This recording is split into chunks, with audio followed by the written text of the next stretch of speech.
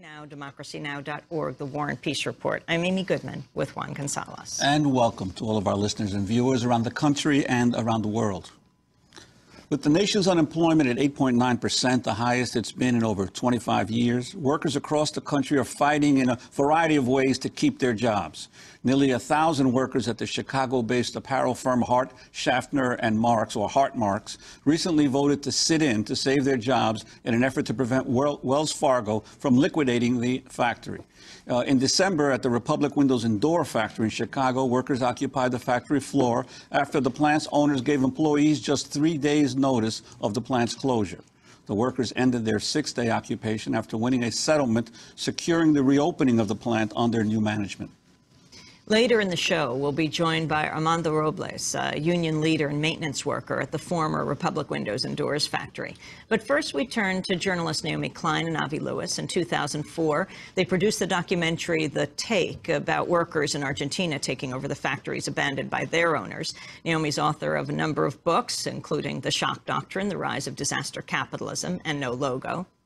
Avi Lewis is the host of the news show Fault Lines on Al Jazeera English. They're speaking tonight at Cooper Union here in New York at an event called Fire the Boss, the Worker Control Solution from Buenos Aires to Chicago.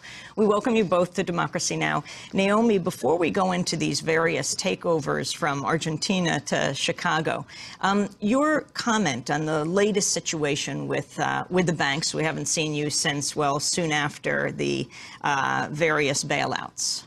And they're ongoing. I mean, I wish things had gotten better since we last spoke. And I think I called the bank bailout the biggest heist in monetary history back then, and it's just gotten bigger.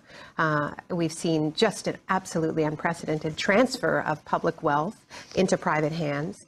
And, you know, what I've been saying from the beginning, I think it's becoming even clearer now, which is that the crisis in the financial sector is not being solved, it's being moved. A private sector crisis is being transformed into a public sector crisis in the sense of the huge deficit that's being left behind because of this bailout, which isn't even doing what it's supposed to be doing in terms of restoring credit and fixing the real economy. So the price of this is, if it isn't fixed, is going to be paid in cutbacks to health care, to Social Security. We haven't felt the full shock yet. And that's my concern. Yes, I'm concerned about what's going on now, but I'm concerned about how this transfer of wealth is going to be paid for down the road in terms of the meager social services that Americans get in exchange for their tax dollars. And yet you're seeing now, at least in the stock market, the bank stocks, as well as some of the others, are at least leveling off, beginning to rise again, even as unemployment continues at record levels of new people that are thrown out into the street every month. You know, and during the election campaign, you know, I think what Obama articulated so well is the fact that people realize that what's good for Wall Street isn't necessarily good for Main Street. And he said, you know, we've had this top-down approach, giving more and more to the people at the top, waiting for it to trickle down. And he promised that that would change.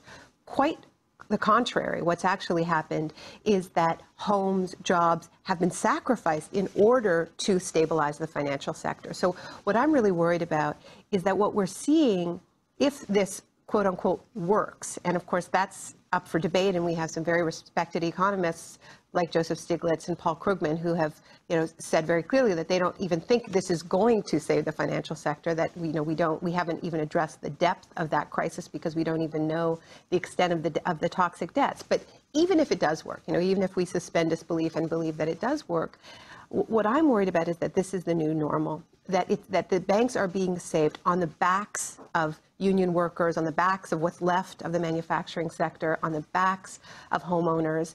And so what becomes the new normal after the crisis is an even more deeply divided country, an even more deindustrialized country. And that's why we're highlighting tonight in this event that we're doing at Cooper Union and bringing in workers who are on the front lines of this struggle to tell their stories of how they're trying to save their workplaces, is that, you know, we need to address this now because we don't want this to be the new normal.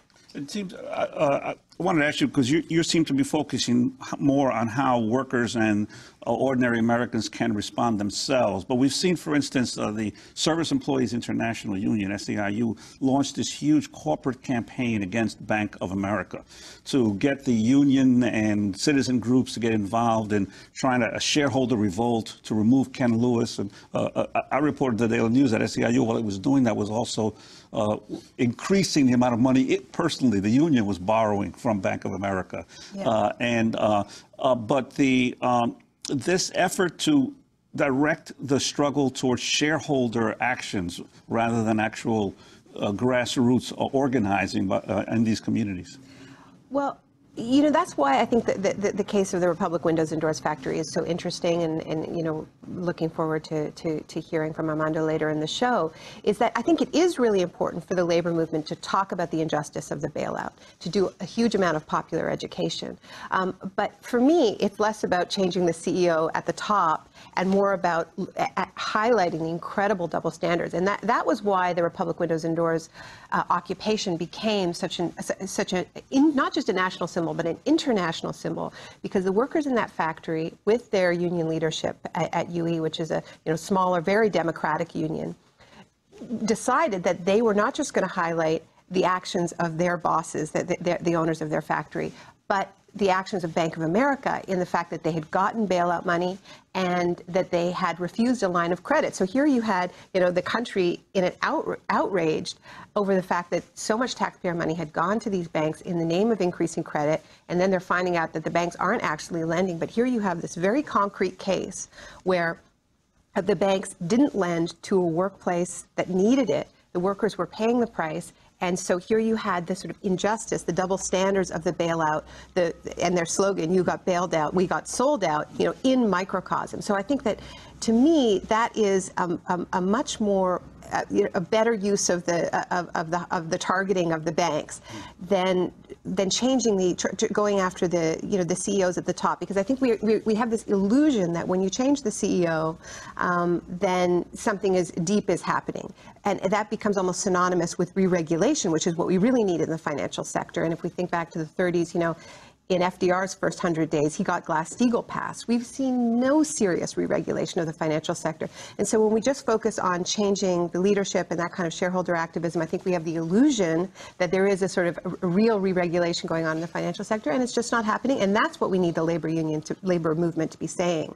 Well, before we go to Chicago and Argentina, Avi Lewis, I did want to ask you about, the industry that isn't getting quite as much as the banks. That's the auto industry, and you're just back from Detroit.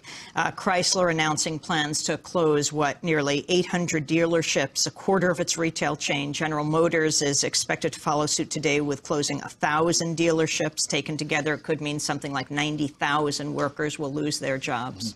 Well, I just spent a week in Detroit doing the latest episode of Fault Lines on the auto crisis and the way it's being experienced on the ground by workers in where the auto sector used to have its home. What's fascinating about what I learned that is not being talked about right now has to do with the financialization of the auto sector and of all American corporations, and the way that is now taking a real hit out on working people. So you have, in the stress tests, remember one of the biggest insolvencies that was revealed was the financing arm of GMAC, which has an $11 billion hole in its balance sheet, which the public is going to backstop, which we're going to pay for.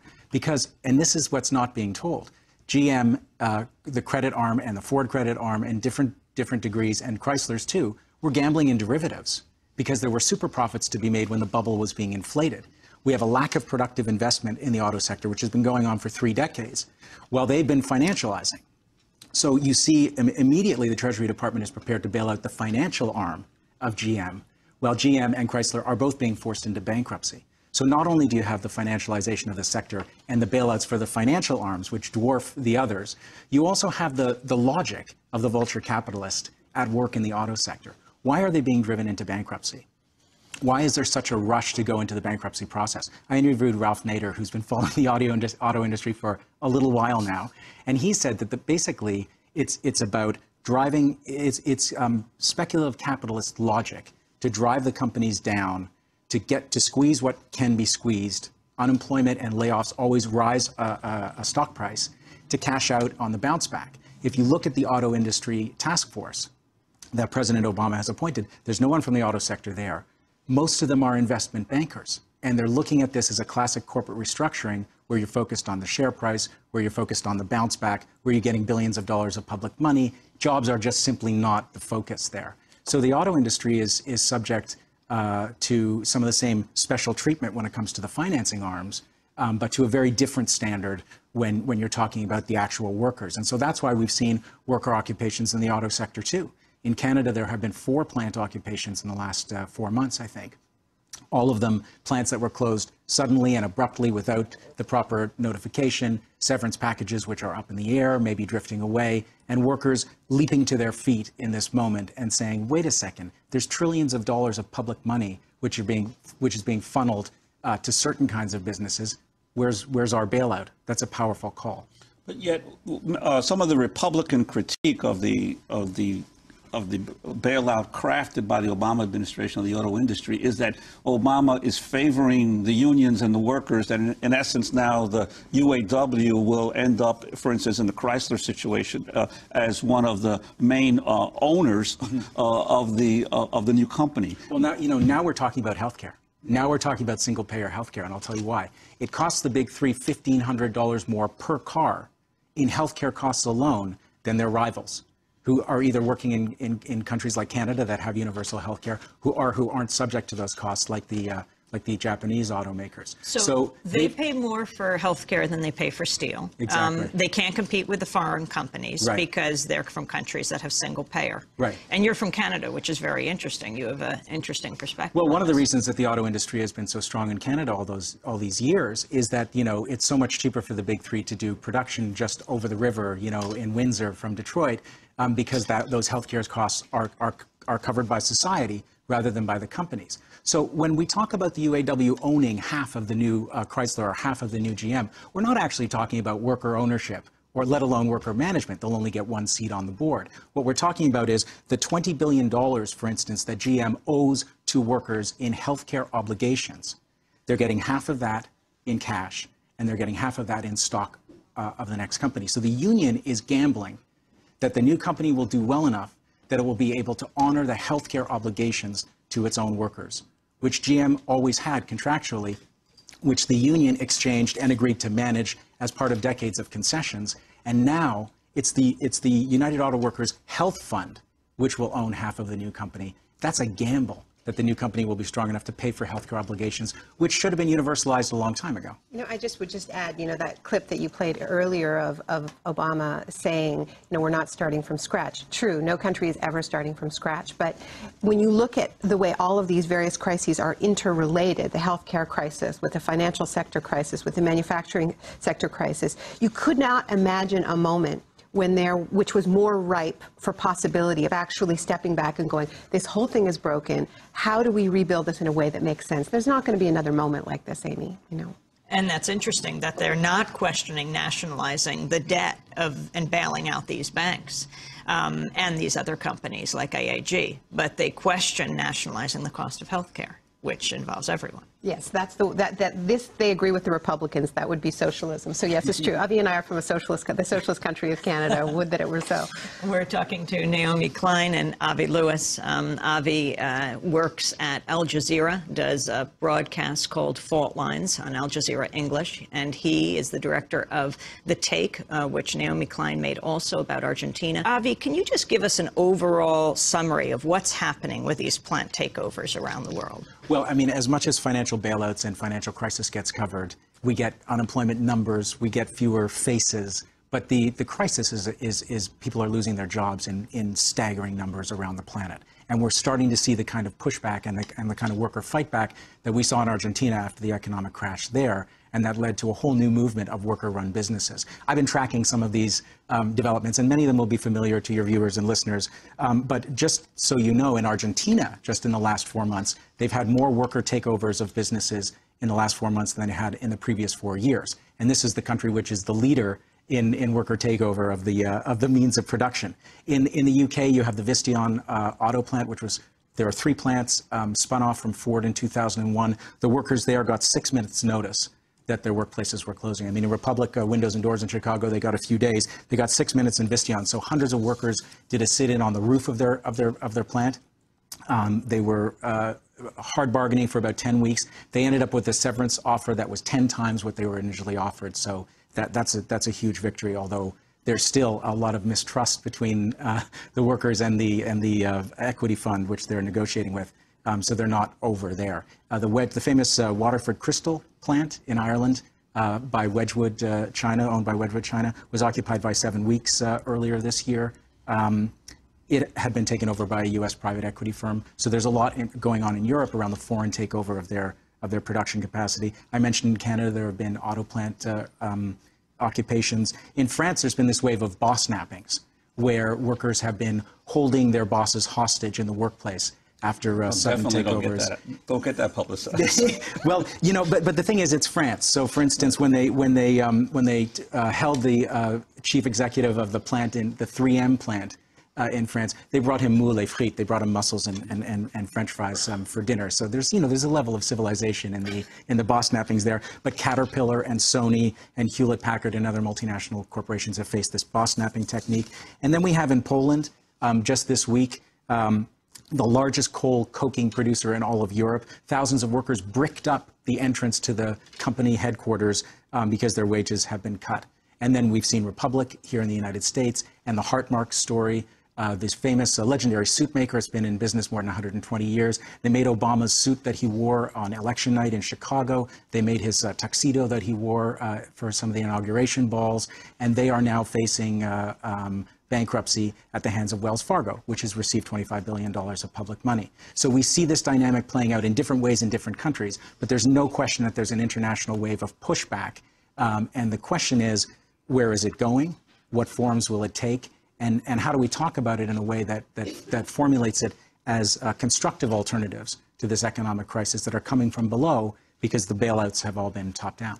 One point I'd just add about Wells Fargo and the suit factory in Chicago is just, here we're once again seeing the lack of logic in the way this so-called bailout is being run, because there's been, even though the right is constantly calling the Obama administration socialist, what we've actually seen is an absolute unwillingness to use the power that they should be getting by bailing out the banks to restructure the sector. And when you see these banks getting bailout money and not supporting factories that, at least in theory, this administration wants to protect manufacturing jobs. They ran a campaign saying we're going to do this. Now, if you accepted the responsibility that comes from bailing out these banks, then you could actually have the power to direct those banks to lend money, to issue credit in the interests of your other priorities, right? And so that would be true for homeowners, and it would also be true for these factories that are being closed. So, there is this, I think it's really important for us to understand that the Obama administration is still, in the grips of this laissez-faire ideology, even as they break the core rules by intervening in the economy in such dramatic fashion. They're intervening, but at the same time, they're saying, well, we don't want to run the banks, So you have a situation like Citibank, which is worth, I think the last I checked, $21 billion on the books, but yet $45 billion of taxpayer money has gone in. So by all rights, American taxpayers should own Citibank more than twice over, which would mean they could direct Citibank to issue credit in the interests of taxpayers, in the interests of the public. But clearly that's not happening, or these factories wouldn't be closing. But and all this money seems to be going from the government guarantees or direct loans to the banks, yet you're not seeing a situation where, for instance, now Congress has already caved in on being able to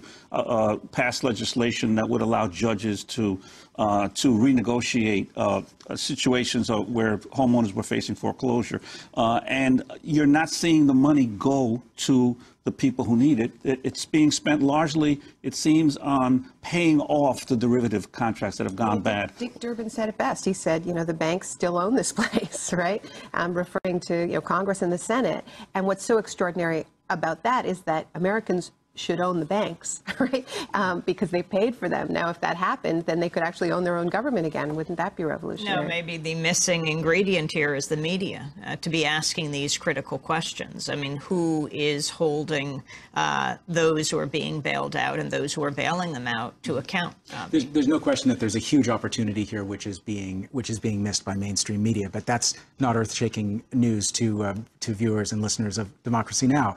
What's interesting, though, is that workers in many cases now are giving the media a story. And one of the incredible things about the Republic Windows and Doors story didn't happen in Argentina in the wave of takeovers there. It happened subsequently as films like The Take and others made the rounds and people learned about what was happening there. You get worker-led constructive alternatives, which are so dramatic and so different that then they get coverage, and then you have media being forced to take notice. I want to turn now to Chicago, where workers at the Republic Windows and Door factory occupied their plant in December after the plant's owners gave workers just 3 days' notice of the plant's closure. This is an excerpt of a documentary produced by the workers' union, United Electrical Radio and Machine Workers of America. They gave us like an hour, more or less. They came and said, okay, time, you have your papers, now go. That's when we said, no, we're not leaving. This is where we're staying. So we decided, we just said, well, hey, we're going to stay here until, you know, y'all give us some better answers than this. This is a group ready for a fight. We put it to a vote, and workers decided that they will be staying in the plant for the remainder of the weekend. More than 200 of Republic Window and Doors' 300 union workers are staging a sit-in of sorts until they get what is legally owed to them. The union says company officials told employees they were closing shop because Bank of America would no longer extend Republic a line of credit. Bank of America wouldn't confirm that due to confidentiality concerns. Workers say the fact that Bank of America received $25 billion in the federal bailout makes this even more unacceptable. I'm going to stay until the end. If they told me I have to leave, well, if they have to arrest me, you're prepared to be arrested. I'm prepared to be arrested if it's necessary. Translation, we are here and we are not going anywhere. We've been here overnight. We've been here since yesterday and we aren't going anywhere. We are committed to this. Melvin Lackland is one of dozens of Republic Windows and Doors workers who is staying put in the company's cafeteria until he gets his remaining vacation, health care, and severance pay. You got bailed out! We got sold. These workers, if they have earned these benefits and their pay, then these companies need to follow through on those commitments. Workers all around the nation who are now facing massive layoffs, it's your job, it's your plant. Stay there and fight for them until justice comes, and justice will come. What I saw inside was that people were very excited. They came to me and they said, Rosie, Barack Obama said that he's impressed with us. And we're so happy to know that the people on the outside hear us and we have their support. And all that support that we got, it made us stronger. And it made us realize we had to stay. We couldn't give up the fight, and we would keep fighting until we won. Bank of America, it struck a chord in me because the first thing that they said was, remember, we are an organization that's here to make money. That was the first thing that they said. You're here to make money. Okay, then wouldn't you make more money by keeping us open? You know what I'm saying? You would think, I mean, because we didn't need a whole lot of money. We needed money for day-to-day operations.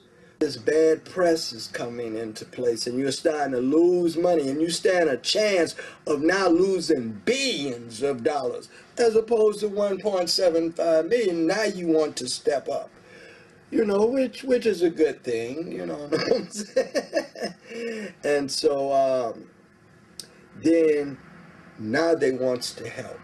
Now they're saying, well, our only concern is for these workers. Wow. Where was the concern before the publicity. You know what I'm saying? I mean, and it wasn't just the Bank of America here. It was their branches all over. It was amazing. I couldn't have dreamed a better dream. The occupation is over. We have achieved a victory. We say we will not go out until we get our justice, and we have it. Excerpts from a video produced by the Workers' Union, United Electrical Radio and Machine Workers of America. Armando Robles is the last person you saw in that video, and he's joining us here in the Firehouse studio, president of Local 1110 of the United Electrical Radio and Machine Workers of America in Chicago, maintenance worker at the former Republic Windows and Doors factory. The latest news, and welcome, Armando. Thank you very much. It's a pleasure to me being here in United Now, in Democracy Now! Could you tell us a little bit about what's happened to the factory since? There were reports about a couple of months ago that a new buyer came in and is reopening the factory. Yeah. In December, the end of December, I received a call in the Union Hall from a guy from California, and he is interested to buy Republic Windows and Doors facility, and we have an agreement to bring him to Chicago. We show the company, and we introduce him to the government and the bank to start dealing to the possible buying. And like a month and a half, they conclude the buy. We negotiate our own contract for 4 years, and we go forward with this. And how many of the workers have returned to the factory? Right now, are 10 workers, because we don't have a lot of sales right now. We expect starting getting sales to rehire the 275 workers. You said you were willing to risk arrest. You would stay in the factory. Why?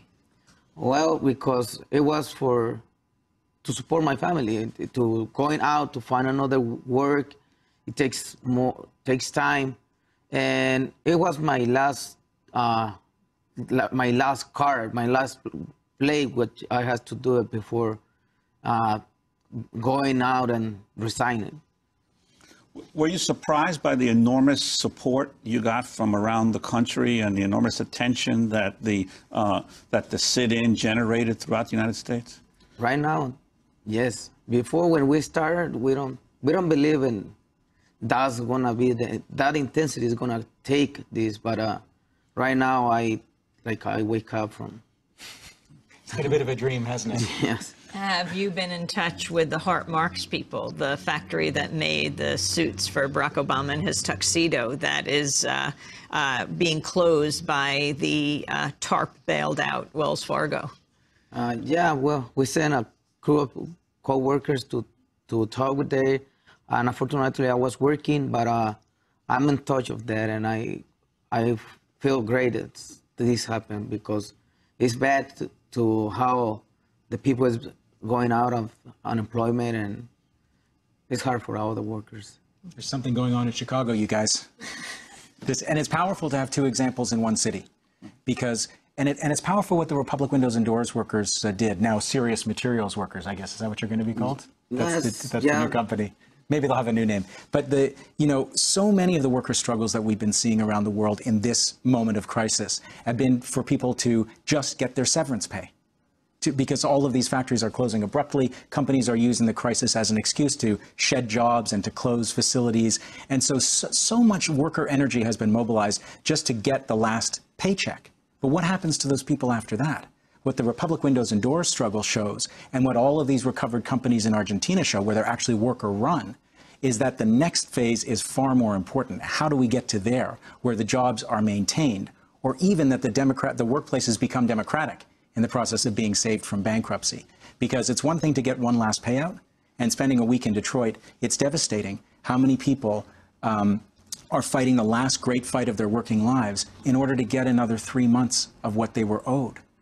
What happens after that? So these struggles need to go forward to not just, getting the severance, preserving jobs and creating jobs. because worker-run enterprises are so much more efficient without CEO salaries, stupid marketing campaigns, and other executive gambling and derivatives and everything else, that worker-run factories and businesses are actually much more profitable and can afford to employ many more people. And what has happened to the rest of the workers? You say about 10 now have returned to the reopened factory. What about the other 230? How are they faring, or how have they fared in the last few months? Well, they got a hope, but in the meantime, it's desperate outside. They try to look work and outside, and it's kind of worse because they go through some factories, window factories, including those factories has some former supervisors from the Republic, and they knew the workers.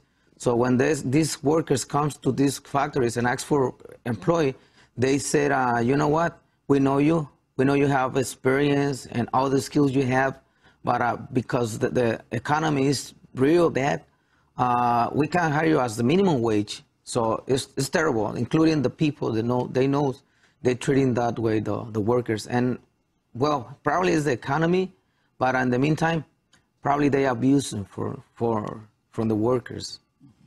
Well, we want to thank you, Armando Robles, for joining us, President of Local 1110 of the United Electrical Radio and Machine Workers of America in Chicago, maintenance worker at the former Republic Windows and Doors factory. We turn to an excerpt of Avi Lewis and Naomi Klein's documentary, The Take, about workers in Argentina taking over factories abandoned by their owners. Zanon Ceramics. After 2 years under worker control, it's the granddaddy of this new movement. Today, the factory's in production with 300 workers. Decisions are made in assemblies. One worker, one vote. Everyone gets exactly the same salary. It wasn't always like this. A couple of years ago, the owner claimed that the plant was no longer profitable, that it had to be shut down. The workers refused to accept that fate.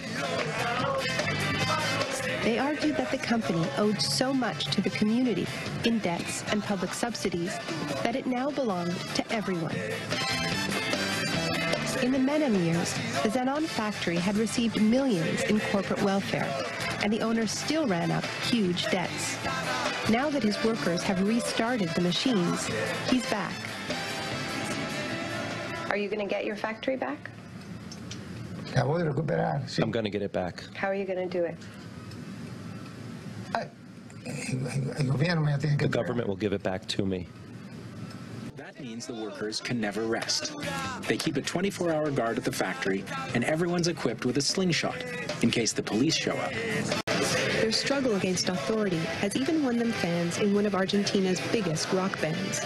Their suite is in town, and the band is dedicating its show to the workers of Zanon. The guys in Zanon did, fighting against the police.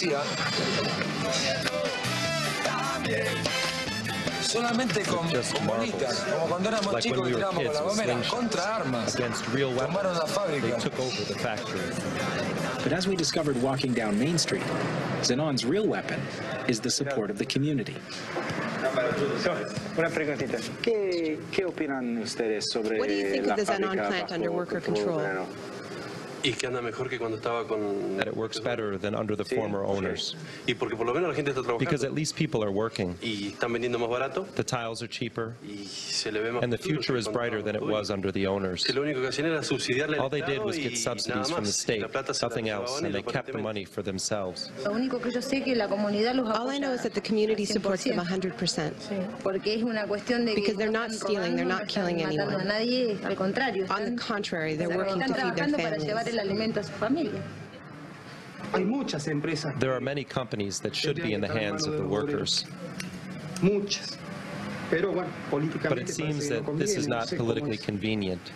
That's the real problem. And now that we're in production, Mr. Zanon, you can kiss our asses. What do you think of this slogan of the workers, which is Zanon es del pueblo? Zanon is of the people. What can I say? It's not true. It's not of the people. The investment was mine. All the work was mine. I put in everything. It can't be of the people. You're standing in front of $90 million worth of factory, which you and your compañeros have taken over for your own benefit.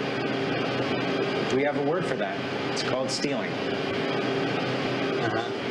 Nosotros hay otra palabra que es expropiación y que es por la que vamos.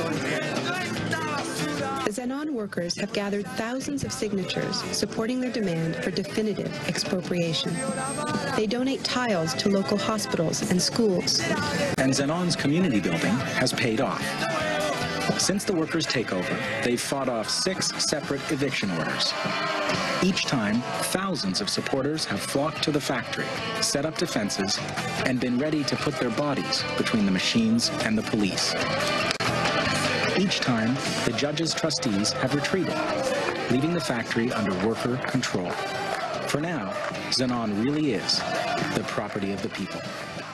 An excerpt from the documentary The Tape, directed by Avi Lewis and written by Naomi Klein, who are with us today for the hour. We're also joined now by Sergio Ciancaglini, co-author of Sin Patron, Stories from Argentina's Worker-Run Factories. Welcome to Democracy Now! Thank you. Could you tell us what has happened in the factory that you occupied back then, or was occupied back then by the workers that were in this documentary? Actualmente, las fábricas siguen trabajando. Today, the factories continue to operate. Y cada vez mejor. And better all the time. Y además hay nuevas fábricas. And also there are new factories. Que están recuperándose. That are being recovered. Y hay algo más que está ocurriendo. And something else is also happening. Muchas organizaciones, muchos hijos de estas fábricas, many children of these factories, están naciendo are being born con un estilo de trabajo que es horizontal, with a horizontal work style, autónomo con respecto a los partidos políticos y al Estado, separate, completely autonomous of the government and political parties, y creando un estilo sin patrón, no solo en las fábricas recuperadas, sino en nuevos proyectos productivos. Creating a bossless model and also new alternatives. Son proyectos de salud, of cooperatives, they're health cooperative projects, education, de ropa, clothing, de metalúrgicos, metalworking, cientos y cientos de fábricas recuperadas y miles de nuevos proyectos cooperativos, solidarios. Inclusive, por ejemplo, están trabajando mucho con nosotros. La Vaca es una cooperativa. La Vaca is a cooperative. Pero, por ejemplo, están trabajando con nosotros en emprendimientos de hospitales psiquiátricos. Working with us on projects of psychiatric hospitals. Y los médicos están descubriendo and the doctors are discovering que el trabajo that the job, the work, ayuda a curar la locura. To cure insanity. Sergio, you are a well-known journalist in Argentina. You and your partner quit the corporate media to cover cooperatives like that and be part of a cooperative yourself. How does the media cover this in Argentina? Los medios no son medios. The media are not means, not media. They are not in the medium of nothing. They are, los periodistas no son periodistas. Journalists are not journalists. Y la información no es información. Is not information.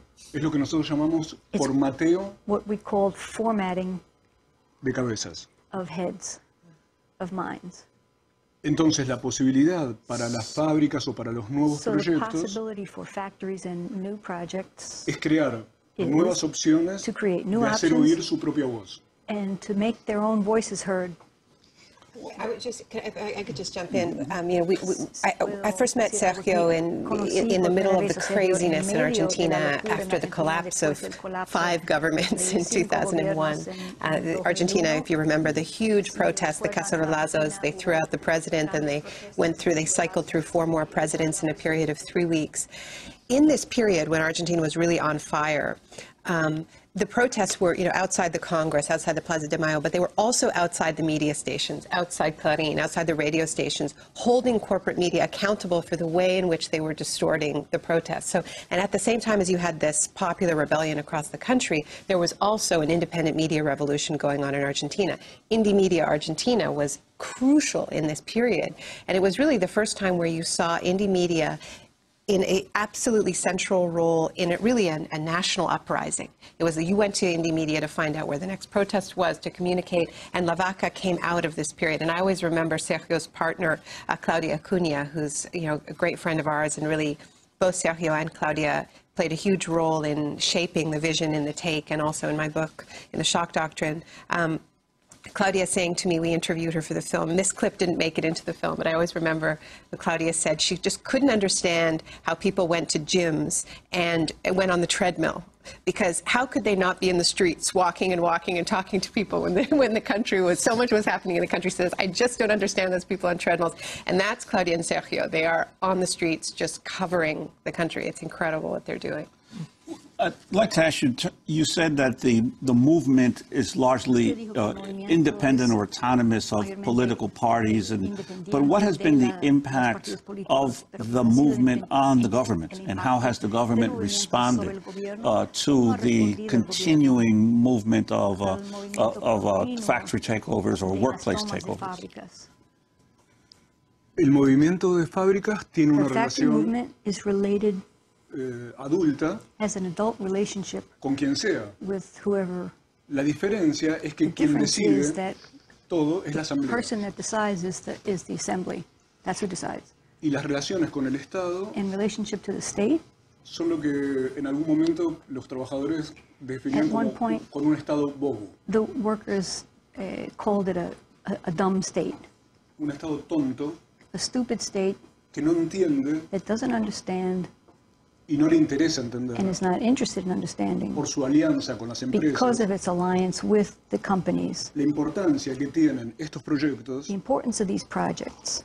que son, no sé si son la revolución, I don't know if you could call them the revolution. no sé si hay una I don't know revolución, if there's one single revolution. pero yo aprendí que puede haber muchas But I pequeñas learned that there can revoluciones be many small revolutions que cambian la vida de las that personas, change people's lives, que les permiten trabajar, that allow them to work, crear nuevas relaciones create new entre ellos relationships among themselves, y Democracy Now!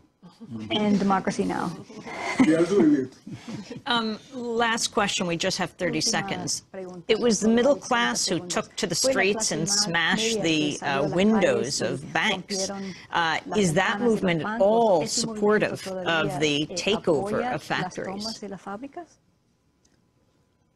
No entendí. I didn't understand, and it's very important for me to understand it. Well, since we only have 30 seconds, I'm going to just quickly ask that question to Naomi. Voy a preguntarle a Naomi. Well, absolutely. The university students, lots of middle-class people supported the occupied factories. Excuse me, but I understood something. Okay. One thing. The medium class Yes. is learned about the factories. They began to make assemblies, and now in all Argentina you have assemblies fighting against the open mining. Open pit mining. Yeah. En este momento en Argentina existe cantidad de Today in movimientos Argentina there are many movements que tomaron de las fábricas recuperadas that of the recovered We have factories, 5 seconds. el concepto they took the concept, the idea, de cómo organizarse y how cómo to combatir organize themselves and how We leave to it there. en áreas muy distintas. Thank you very much for Fight in joining us. very different Sergio Ciancaglini and Naomi Klein. That does it for our show. I'm Amy Goodman. Thanks for joining us.